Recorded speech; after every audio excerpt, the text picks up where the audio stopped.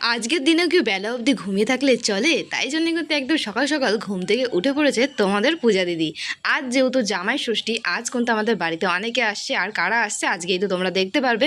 তার আগে চলো বাসি কাজগুলো তাড়াতাড়ি করে কমপ্লিট করে নিই। তো এখনও বাসি কাজ কমপ্লিট করে স্নান দান করে গোপাল সোনাকে সেবা দিয়ে তারপর রান্না করে যাব আমি মাছ মাংস আনতে বাজারে। তো তাই জন্য কিন্তু তাড়াতাড়ি করে আমি আগে ঘরের বিছানাগুলো গুছিয়ে নিয়েছি, আর এখানে কিন্তু আমি এটোকাটা দু একটা বাসনপত্র ছিল, তো সেগুলো আমি ঘরে রেখে এসেছি। আর কালকে যে বাজারগুলো করেছিলাম, তো সেই বাজারগুলো কিন্তু এগুলো যেগুলো ঘরে রাখা সেগুলো রেখে ওই ঘরে কিছুটা বাজার আমি নিয়ে চলে গেছি। এখন ঘরের জিনিসপত্রগুলোকে সব সাজিয়ে গুছিয়ে নিয়েছি, আর ঘরের ভেতরটাকে এখন সুন্দর করে আমি ঝাঁট দিয়ে নেব। আর কালকে যেহেতু সারা দিন বৃষ্টি হয়েছে, এক ফোঁটা রোদ্দুরও ওঠেনি, তাই জন্য জামা কাপড়গুলো কিন্তু ঠিকঠাকভাবে শোকায়ও নি, আধা কিন্তু শুকনো হয়ে রয়েছে। তাই জন্য কিন্তু জামা কাপড়গুলো আমি এখন মেলে দিয়েছি, একটু একটু ভেজা রয়েছে যেহেতু। তো জামা কাপড়গুলো মেলে দিয়ে চলে এলাম ঘরের ভেতরটাকে এখন সুন্দর করে মুছতে। তো চলো তাড়াতাড়ি করে ঘরগুলো গোছাতে গোছাতে আজকে তোমাদের মিষ্টি একটা ছোট্ট কমেন্ট বলি। দিদি আমি একদম নতুন, সবাই একটু ফলো করে পাশে থাকবেন।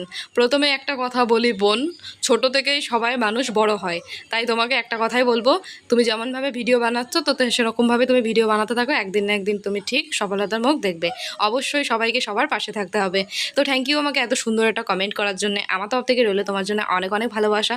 দেখো জামাই ষষ্ঠীর দিন আজকে আমাদের বাড়িতে কারা এসেছে সকাল সকাল, তো ওদেরকে কিন্তু আমি দিয়ে দিয়েছিলাম সকালবেলা কলা, আমার মা নিয়ে এসেছিলো ওদের জন্য কলা, তো ওগুলোই দিয়ে দিয়েছিলাম ওদেরকে।